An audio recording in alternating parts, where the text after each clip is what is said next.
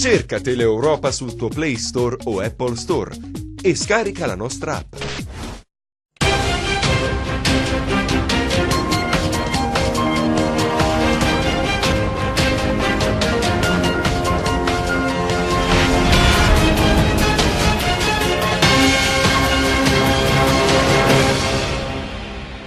Ben ritrovati, tra breve il nostro TG, tanti gli argomenti, cominciamo dai titoli. Visita nel pomeriggio del Presidente della Commissione parlamentare Sanità all'Annunziata di Cosenza, qui mi farei curare, ha detto Pierpaolo Sileri, resta il problema del personale, mancano medici ed infermieri. In soli 2 anni in Calabria il fenomeno delle frane ha fatto registrare una preoccupante crescita del 28%, moltissime le aree a forte rischio. Nel 2017 per riparare i danni sono stati spesi 3 miliardi di euro, appello di Confagricoltura, presto un tavolo tecnico. Amministratori, associazioni e cittadini alla Marcia della Pace nel pomeriggio a Cosenza, i vescovi di Cassano e Cosenza, è tempo di rigenerazione in politica. Adesso è ufficiale, i lavori per la costruzione della rotatoria nei pressi del Marco Lorenson partiranno nei prossimi giorni, 600.000 euro il costo dell'opera, paga l'ANAS. Troppi atti di criminalità si sono consumati in questi ultimi giorni a Bibbo. Il prefetto si rivolge a imprenditori e cittadini, aiutateci denunciando. Riprende dopo una lunga pausa il campionato di Serie B. Il Cosenza domani riceverà l'Ascoli, gara importante per la squadra che ha l'obbligo di partire con il piede giusto. In primo piano la sanità, ben ritrovati in nuova edizione del nostro TG con la visita nel pomeriggio all'Annunziata di Cosenza del Presidente della Commissione parlamentare Sanità Pierpaolo Sileri, che è stato accompagnato dal senatore Nicola Morra. La situazione, hanno detto al termine, incontrando i giornalisti, è difficile per la mancanza di personale, in particolare medici, infermieri, OS, però Sileri ha aggiunto, qui mi farei curare. Vediamo. Non un blitz, ci tiene a sottolinearlo, ma una visita, quella di oggi pomeriggio all'Annunziata di Cosenza per Pierpaolo Sileri, Presidente della Commissione parlamentare Sanità. Sileri, che è un medico, è stato accompagnato dal senatore pentastellato Nicola Morra. Diverse le divisioni, i reparti attenzionati. Abbiamo fatto il pronto soccorso, la chirurgia vascolare, la chirurgia pediatrica, la ginecologia, la neonatologia. Chiaro che poi vi sono dei reparti che soffrono di più, primo fra tutti è il pronto soccorso, che è l'imbuto dell'ospedale, dove anche per carenze territoriali vi è forse un iperafflusso. Le criticità di sempre, quelle ereditate dal blocco del turnover imposto dal piano di rientro, ossia la mancanza di personale, tanto che con i giornalisti Sileri ha parlato di medici eroi. E se in 4 infermieri o 4 medici devono gestire decine e decine di pazienti, questa cosa non può andare. Lei promuove o boccia questa sanità? Beh, io non posso che promuovere la nostra sanità sulla carta, perché è il miglior servizio sanitario esistente. Devo dire che serve un restyling e quindi accanto a delle eccellenze, che grazie a Dio sono molte, anche qui ci sono delle eccellenze, abbiamo visto dei reparti che francamente io mi curerei in alcuni di questi reparti.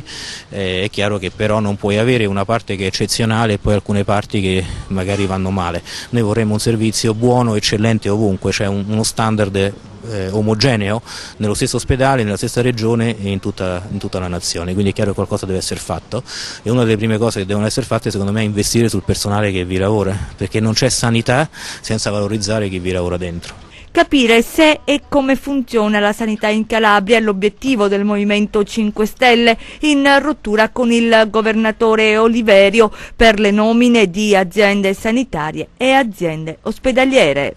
Se fossi stato il Presidente della Regione le nomine non le avrei fatte. Emergenza frane in Calabria in soli 2 anni. Il fenomeno ha fatto registrare una preoccupante crescita del 28%, moltissime le aree a rischio. Nel 2017 per riparare i danni sono stati spesi, pensate, 3 miliardi di euro. L'appello di Confagricoltura che sollecita un tavolo tecnico. Vediamo. C'è allarme per il dissesto idrogeologico in Calabria. L'argomento è tosto, ma se ne parla sempre e solo all'indomani di un evento che coinvolge pezzi di territorio. Sarebbe bene, come fa Confagri, tenere sempre desta l'attenzione. I numeri che propone l'associazione di categoria, seppur già noti, destano preoccupazione. Ebbene, dal 2015 al 2017 le aree a rischio idrogeologico sono cresciute, pensate, del 28%, una cosa enorme. Ciò significa che circa il 6% dell'intero territorio calabrese è a forte rischio. Spulciando l'indagine che propone Confagricoltura si scopre che nel 2017 si è arrivati a 1,741 km² di territorio sottoposti a costante minaccia. In pratica parliamo dell'11,5% dell'intera Calabria. Andando avanti nelle pagine dell'indagine si scopre ancora che le zone interessate dal fenomeno sono quelle rurali e su cui insistono i piccoli centri, vale a dire l'entroterra. Alberto Statti, il presidente di Confagricoltura, lancia dunque l'ennesimo allarme perché tra le altre problematiche pesano anche moltissimo per le casse pubbliche gli interventi per riparare i danni. Basta pensare che nel 2018 sono stati spesi 3 miliardi. Conclusione? Urge un tavolo tecnico, sostiene Statti, con tutti gli attori preposti a prevenire le conseguenze dei fenomeni devastanti. Il messaggio è partito, sarà recepito? È questa la domanda di fondo. Amministratori, associazioni e cittadini alla Marcia della Pace. Nel pomeriggio a Cosenza i vescovi di Cassano e Cosenza dicono è tempo di rigenerazione della politica. Vediamo. La ricerca del potere ad ogni costo porta ad abusi ed ingiustizie è uno dei passaggi del messaggio di Papa Francesco per la celebrazione della 52esima giornata mondiale della pace, il documento su cui si è soffermato Monsignor Francesco Savino nella chiesa di San Nicola a Cosenza, presenti molti amministratori. La politica ha bisogno di rigenerazione. E la politica si rigenera quando c'è contenuto, competenza e onestà. La politica ha bisogno di responsabilità, deve essere in grado di saper coniugare le ragioni del popolo, deve connettersi al popolo e le ragioni di di quella che a me piace chiamare la mistica arte della politica. Io sono convinto che Papa Francesco con questo discorso, la buona politica al servizio della pace, coglie a mio avviso qual è oggi una delle grandi sfide. Per me la grande sfida è la fraternità. La fraternità è possibile quando anche la ricchezza viene maggiormente distribuita e viene data a tutti la possibilità di vivere una vita più dignitosa. Incontro che ha dato il via alla Marcia della Pace voluta dalla Diocesi di Cosenza Bisignano e dall'Ufficio Diocesano per la Pastorale Sociale, iniziativa che si è chiusa con la veglia di preghiera in cattedrale. Il messaggio per la politica in tempi confusi è chiaro. Chi ha più responsabilità deve avere più impegno per la pace, perché alcune politiche, pensiamo a quelle internazionali, sono chiaramente sfruttamento di risorse a sfavore dei poveri e portano divisione, portano guerre, portano contrasti e quindi i politici, in modo particolare coloro che hanno in mano il potere delle genti, ma anche i poteri nostri, diciamo regionali, locali, devono essere in sintonia con il bene comune che per noi cristiani viene dal Vangelo. Restiamo nel Cosentino perché iniziano i lavori sulla statale 107 per realizzare la rotonda all'altezza dello stadio Lorenson di Rende. Oggi il via ufficiale, interventi per circa 600.000 euro finanziati dall'ANAS per mettere in sicurezza il tratto stradale. Vediamo. Dopo attese e rinvii partono i lavori per realizzare la rotatoria sulla statale 107 a Rende, all'altezza dello stadio Marco Lorenson, un tratto teatro spesso di gravi incidenti stradali a causa di sorpassi azzardati, velocità elevata. Ebbene, questo è il progetto che sarà realizzato, un progetto che si concretizza grazie alla sinergia tra Comune, ANAS e Regione, e questa mattina il via ufficiale agli interventi. Partono i lavori in settimana, è previsto comunque un intervento che non sarà lunghissimo, si parla di 3 mesi, ma insomma voglio dire, mi auguro che la ditta riesca anche a terminarlo prima dei 3 mesi e rimane un lavoro compatibile anche con il flusso del traffico. Qui era prevista un sottopasso, era stato eliminato poi questo progetto, lo abbiamo ripreso e siamo qui pronti a unire 2 parti della città sulla base della 107 che l'avevamo acquisita noi al nostro patrimonio stradale proprio per questo motivo, proprio per rendere possibile la realizzazione della rotatoria. I lavori interamente finanziati dall'ANAS saranno realizzati da una ditta di Reggio Calabria. L'investimento sono 650.000 euro, è un investimento piccolo, queste sono piccole grandi opere. E a volte si parla di grandissimi investimenti, si parla di grandissime opere, ma anche opere così piccole, con 650.000 euro si può veramente cambiare la viabilità e dare una risposta seria alla comunità. C'è uno studio fatto anche della viabilità alternativa che consente di ridurre al minimo i disagi. Nel progetto c'è la previsione di non interrompere, diciamo, la 107 nelle varie fasizzazioni dei lavori, consentendo un maggior flusso di traffico e quindi creando diciamo, il minor disagio possibile. Certo, qualche disagio ci sarà, disagi però necessari per mettere in sicurezza questo tratto di strada. È stato posto all'attenzione dell'assessorato nell'agosto del 2015, ereditando una situazione che perdurava da anni, con l'idea e la possibilità di capire come risolvere un problema. Finalmente mettiamo la parola fine a un lunghissimo percorso di tipo amministrativo che si è veramente aggrovigliato negli anni. Dipanare questa matassa è stata veramente una grande impresa. Ora la politica con la calabrese Maria Saladino che si candida alla segreteria del Partito Democratico Nazionale. Vediamo. Ho sentito forte una responsabilità nei confronti della mia generazione, poi soprattutto per portare in questo congresso un po' di aria di verità, e quindi voglio un congresso vero e mi candido oggi alla segreteria del Partito Democratico. Ha le idee chiare Maria Saladino, che si candida alla leadership del Partito Democratico. Calabrese doc, classe 82, non ha paura degli squali della politica, anzi a chiare lettere parla di una ventata di gioventù nelle vecchie trame che ha portato il partito alla deriva soprattutto nella politica nazionale. Il mio hashtag è proprio questo, perché il partito deve ritornare a stare in mezzo alla gente. Il partito ha lasciato sola in questi anni la gente che soffre, e bisogna che si ritorni a quello che è il territorio, al senso di appartenenza. Una corsa, quella alla segreteria, che vede in campo Nicola Zingaretti, Maurizio Martina, Cesare Damiano e l'outsider Dario Corallo. Unica donna a concorrere in una sfida fra titani, nel senso che i pretendenti vengono tutti o quasi da trascorsi politici: un governatore di regione, un ex ministro dell'interno, un segretario uscente e un ex presidente della Commissione Lavoro. Maria però non appare preoccupata, anzi, ecco qual è il suo cavallo di battaglia. Occupazione giovanile, una proposta di legge che ho fatto al Partito Democratico nel 2014, di cui ha parlato il governo Gentiloni. 500.000 posti di lavoro stimati, e questa proposta è una proposta attuabile, l'ha attuata il governatore De Luca dalla Campania, ha messo a bando 10.000 posti di lavoro nella pubblica amministrazione.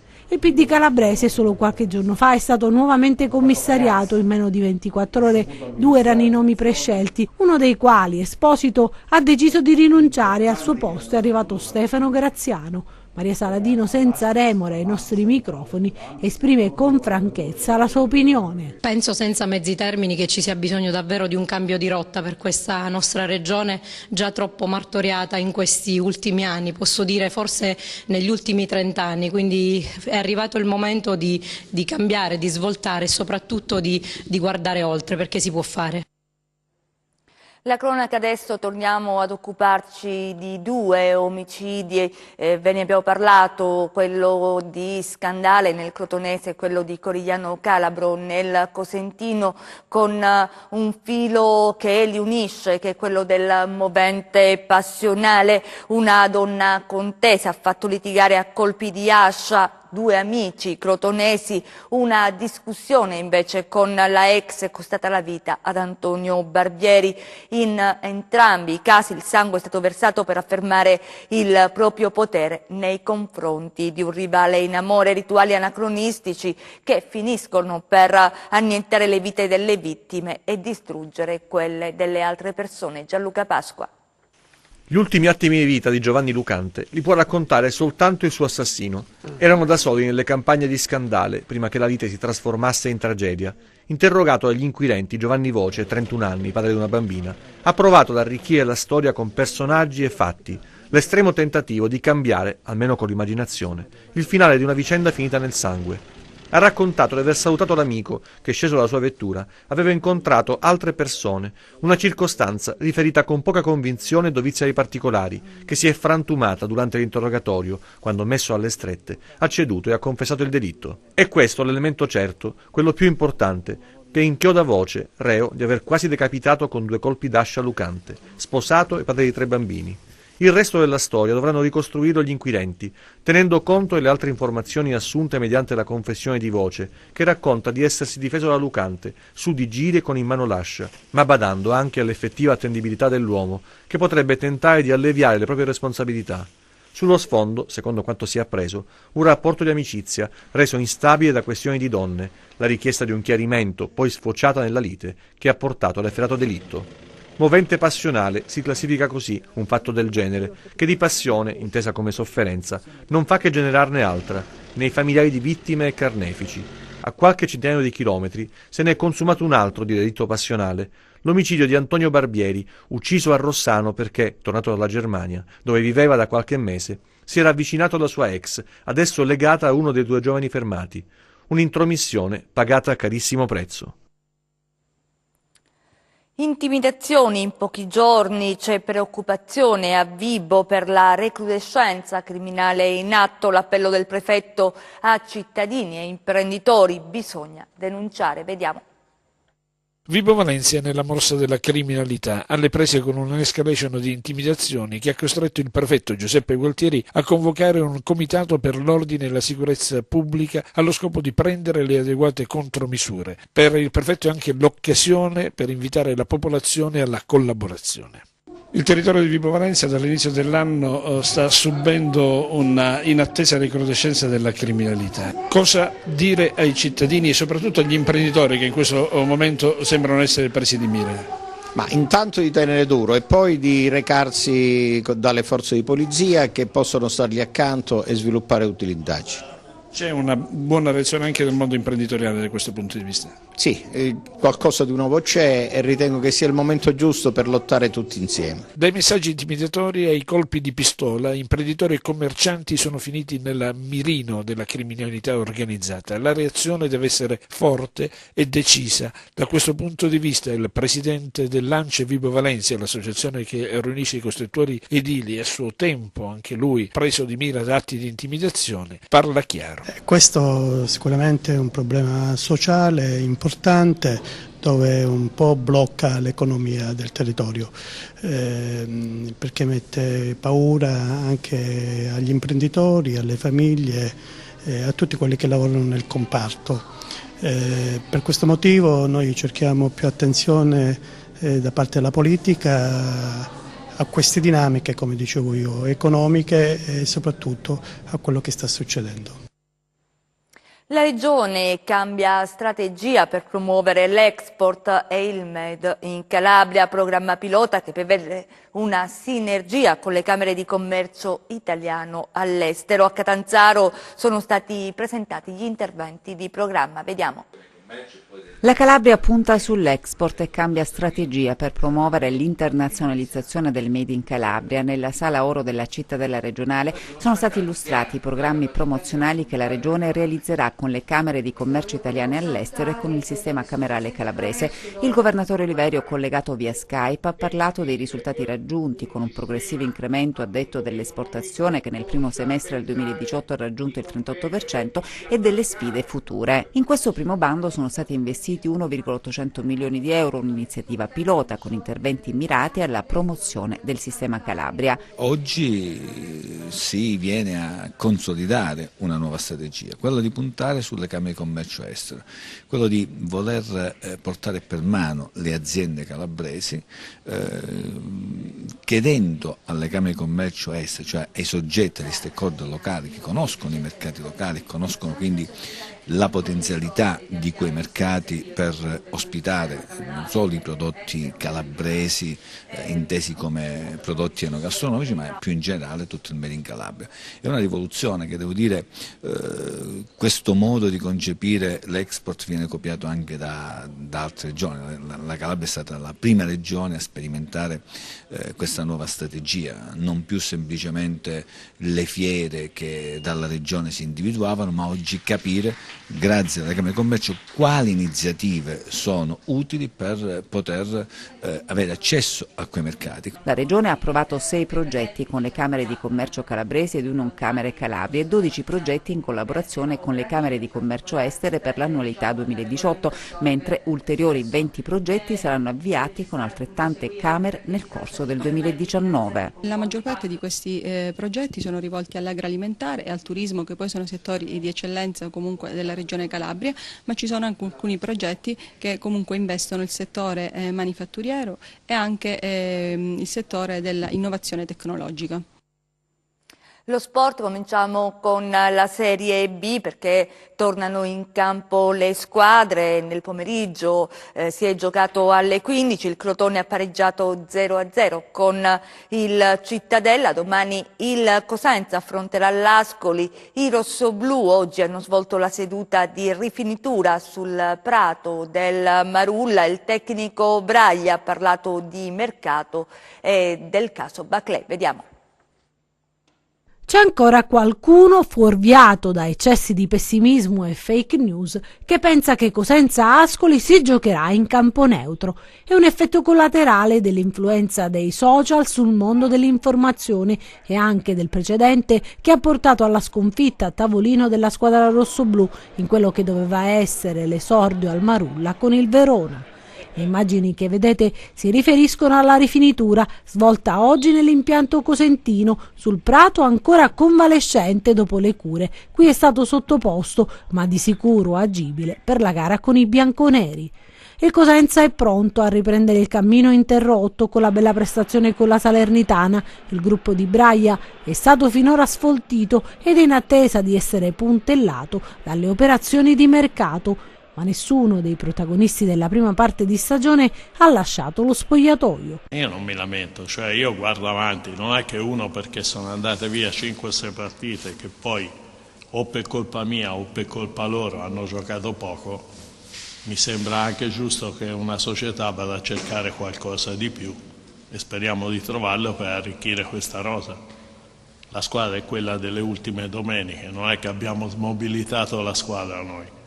Abbiamo smobilitato quelli che giocavano poco per cercare di migliorare il tutto. Neanche Alain Baclé, l'attaccante francese voluto fortemente dalla regina. Il tecnico spiega con chiarezza la situazione e la posizione del Cosenza. Baclé è un ragazzo che gli è capitata questa occasione, lui la reputa l'occasione della vita.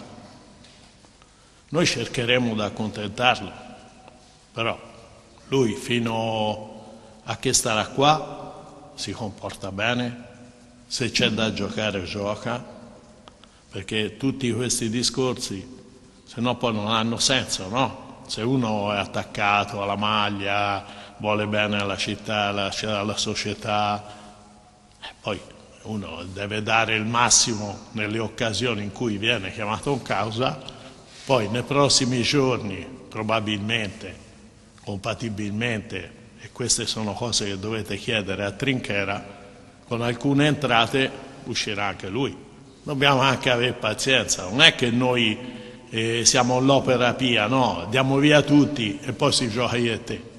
Sulla sponda bianconera il tecnico Vivarini, in passato per un brevissimo periodo calciatore del Cosenza, dopo aver fatto la conta degli assenti, Ardemagni il più rimpianto, fotografa lo spessore dei lupi.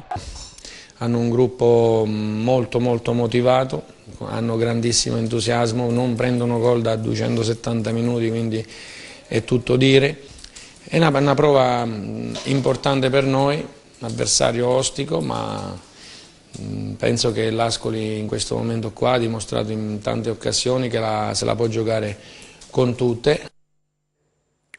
Invece la Serie C, domani alle 16:30 il primo derby del 2019 tra Catanzaro e Rende. La Regina sarà di scena a Bisceglie, mentre la Vibonese andrà a far visita al Trapani. Vediamo.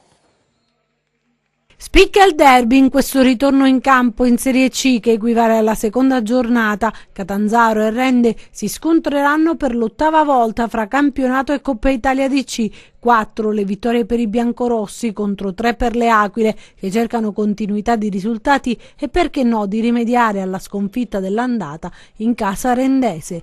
Dopo la firma di Bianchimano in prestito per un anno, il DS Lo Giudice cerca nuovi innesti che possano dare qualità al gruppo a disposizione di mister Auteri, ma alle porte c'è la sfida con il Rende, quindi la concentrazione adesso è sul campionato per ripartire alla grande. Anche il Rende potrebbe compiere nuovi inserimenti in un gruppo che fin qui ha ben figurato e che nei derby ha sempre recitato la parte da leone. La squadra di Modesto è quinta in classifica, dunque non si può più parlare di salvezza ma di obiettivi più prestigiosi che con l'arrivo di Zivkov e Bonetto andranno a rinforzare la rosa. In queste 2 settimane che restano al termine della sessione invernale del calciomercato vedremo cosa accadrà. Intanto domani alle 16:30 al Ceravolo servirà la migliore compagine a disposizione per battere i corregionali. Regina scatenata e dopo il pareggio nel recupero con la Viterbese e la trattativa Baclè che sembra addirittura d'arrivo, è in casa Amaranto, ora si pensa al Bisceglie, prossimo avversario. Cevoli punta a ripetere la bella prestazione dell'andata. La Vibonese sarà di scena a Trapani alle 14:30, un crocevia per dimostrare a tutti che la squadra allenata da Nevi Orlandi guarda in alto all'obiettivo playoff che dopo un inizio un po' incerto può essere alla portata del gruppo rossoblù. Ed ora lo spettacolo con l'ovazione al Politeama di Catanzaro per Stefano Accorsi per la sua interpretazione di Giocando con Orlando. A Solo il pubblico ha molto apprezzato la pièce, a cui ha fatto seguito la disponibilità dell'attore a farsi immortalare in decine di selfie con i suoi ammiratori e repliche previste anche a Cosenza. Vediamo. Angelica, Madonna mia, quanto è bella! I versi dell'Orlando Furioso e le donne, i cavalier, l'arme, gli amori nel nuovo spettacolo Giocando con Orlando che è piaciuto al pubblico del Teatro Politeama di Catanzaro. Un'inedita poesia che rima dopo rima è stata molto apprezzata dalla platea anche per l'ottima interpretazione dell'attore Stefano Accorsi. Un adattamento teatrale con la regia di Marco Baliani che ha voluto trasferire il poema cavalleresco di Ludovico Ariosto sul palco in un'impresa degna di cavalieri narranti. Stefano Accorsi veste i panni di un simile cavaliere e si cimenta con l'opera ariostesca, cavalcando il tema oneroso dell'amore e delle sue declinazioni. Uno straordinario assolo, leggero, ironico e appassionato, che riveste di nuovi sorprendenti suoni le parole dell'Orlando, una versione speciale che nasce dalla fortunata esperienza teatrale che ha visto Stefano Accorsi e Marco Baliani confrontarsi in maniera appassionata e ironica sui palcoscenici dei maggiori teatri italiani con le parole immortali dell'Ariosto. Uno spettacolo da togliere il fiato fra duelli e colpi di scena, con sempre al centro la romantica storia d'amore fra la bella Angelica e l'indomito Orlando. Lo spettacolo parte sempre dalle due storie d'amore principali, il paladino Orlando che insegue la bella Angelica e la guerriera Cristiana, Bradamante, innamorata di Ruggero, cavaliere saraceno destinata alla conversione, per poi moltiplicare i personaggi creandone altri intorno, con molta improvvisazione verbale, con rime difficili da trovare e con gesti difficili da compiere. Sabato e domenica l'opera sarà in scena sul palco del Teatro Rendano di Cosenza per la rassegna L'altro teatro. Chiudiamo con le previsioni del tempo.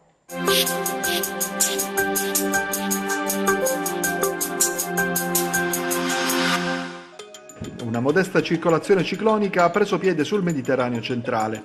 Le condizioni del tempo saranno all'insegna della variabilità per questo fine settimana, con possibili isolate precipitazioni a carattere debole e molto localizzato. Da domenica un nuovo minimo depressionario si formerà nei pressi delle isole Baleari e sarà destinato a far peggiorare il tempo, in modo più deciso anche sulla nostra regione, per l'inizio della prossima settimana. Diamo uno sguardo al tempo previsto sulla Calabria per le prossime ore. Domani cielo parzialmente nuvoloso al mattino con ampie schiarite nel corso della giornata a partire da ovest. Temperatura in lieve diminuzione. Passiamo ora al comportamento di mari e venti.